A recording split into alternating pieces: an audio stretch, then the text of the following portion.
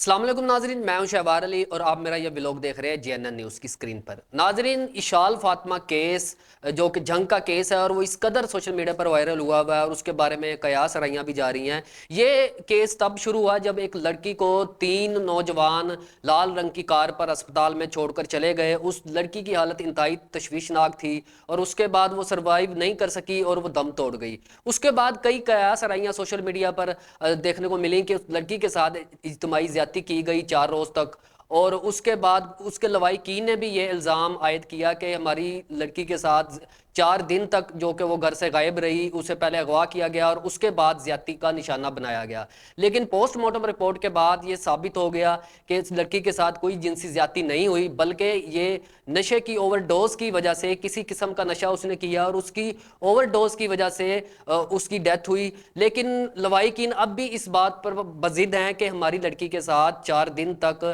जिनसी ज्यादती की गई और उसके बाद उसे अस्पताल में लावारिस फेंक दिया गया, जिसके बाद उसकी हालत खराब हुई और वो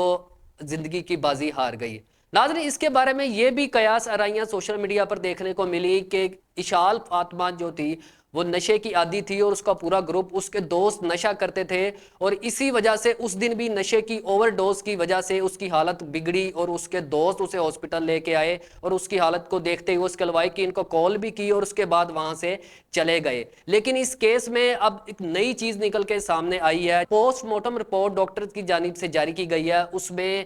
उनका यह कहना है कि उसमें किसी किस्म का भी ज्यादती और किसी किस्म का तशद्दुद सामने नहीं आया है और इशाल फातिमा के नमूने लेकर उसे लाहौर लेबॉर्ट्री में टेस्ट के लिए भेज दिया गया है ताकि मजीद जो है वो मामला सामने आ सके। नाज़रीन, मैं आपको ये भी बताता चलूं कि इशाल फातिमा के जो लवाहिकीन हैं वो अब भी इस बात पर बजिद हैं कि हमारी लड़की के साथ जिनसी ज्यादती हुई है, उसे अगवा किया गया है और इस केस को और तरफ मोड़ा जा रहा है, इसको और तरफ रुख किया जा रहा है। और आपको ये बताता चलूं कि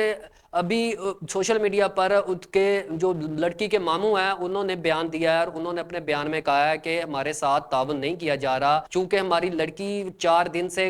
अगवा रही, उसके बाद उसके साथ जिनसी ज्यादती हुई, उसकी हालत खराब हुई और उसे अस्पताल में छोड़कर चले गए और हमें उनसे बात करने का मौका भी नहीं मिला उस बच्ची से कि हम जान सके आखिर उसके साथ हुआ क्या, क्योंकि वो जिस दिन उसे अस्पताल में छोड़ा गया और बेहोश थी, उसकी हालत इंतहाई खराब थी और अगले दिन वो लड़की जान की बाजी हार गई। नाज़रीन, आपको यह भी बताता चलूं कि लवाहिकीन इस वक्त बाजिद हैं कि दोबारा टेस्ट किए जाएं और दोबारा सही रिपोर्ट जारी की जाए जिसमें सही रिपोर्ट हो ताकि पता लग सके, हकीकत मंजर आम पर आए कि आखिर उस लड़की के साथ ऐसा क्या हुआ। और नाज़रीन, मैं आपको यह भी बताता चलूं कि सोशल मीडिया पर यह भी मालूमात आई हैं कि वो लड़की शुगर की पेशेंट थी और उस दिन उसको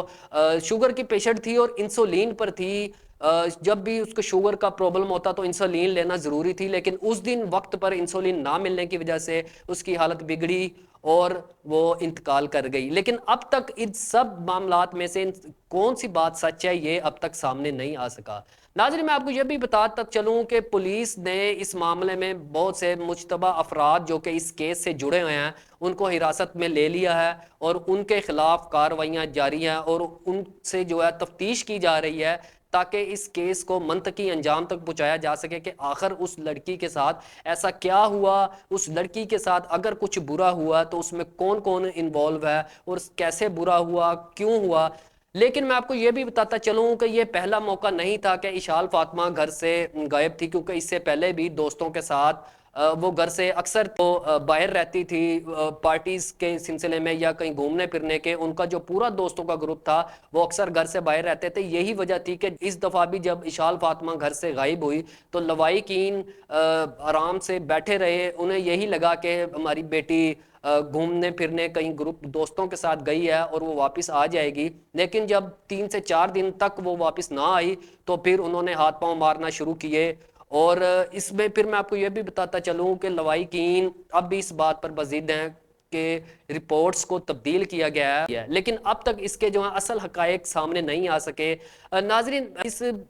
पैगाम के साथ के मुआशरा इस काबिल अब नहीं रहा कि हम अपनी बहन बेटियों को अकेला बाहर भेजें। तो कोशिश ये करनी चाहिए कि अपनी बहन बेटी को, दूसरों की बहन बेटी को खसूसन हमें अपनी बहन बेटी समझना चाहिए और उसे वैसी इज्जत देनी चाहिए जैसे हम अपनी बहन बेटी को इज्जत देते हैं, और उसकी इज्जत का भी ऐसे मुआफत होना चाहिए जैसे हम अपनी बहन बेटी की इज्जत के मुआफिज हैं। क्योंकि मुआशरे में बहुत से दरिंदे सित लोग फिर रहे हैं और उनसे अपनी बहन बेटी को बचाना हमारी जिम्मेदारी है, और दूसरों की बहन बेटी को भी बचाना हमारी ही जिम्मेदारी है। और माँ बाप को भी चाहिए कि इस चीज़ का खास ख्याल रखें कि हम अपने बच्चों, उनके बच्चे इस टाइम क्या कर रहे हैं, उनकी दोस्ती किन के साथ है, वो किन महफिल में उठ बैठ रहे हैं, तो इन सब पे भी उनको तवज्जो रखनी चाहिए। खास करके अपनी बेटियों और बहनों पर इस चीज़ की तवज्जो रखनी चाहिए कि आखिर वो कहाँ बैठ रही हैं, कहाँ उठ रही हैं, और उनको अकेला बाहर जाने नहीं दिया जाना चाहिए। नाज़रीन, अगर हमारी ये वीडियो अच्छी लगी हो तो वीडियो को लाइक कीजिएगा, चैनल को सब्सक्राइब कर लीजिएगा, बेल आइकन को प्रेस कर लीजिएगा। मिलते हैं आपसे नेक्स्ट व्लॉग में, तब तक के लिए अपना ख्याल रखिएगा। अल्लाह निगहबान।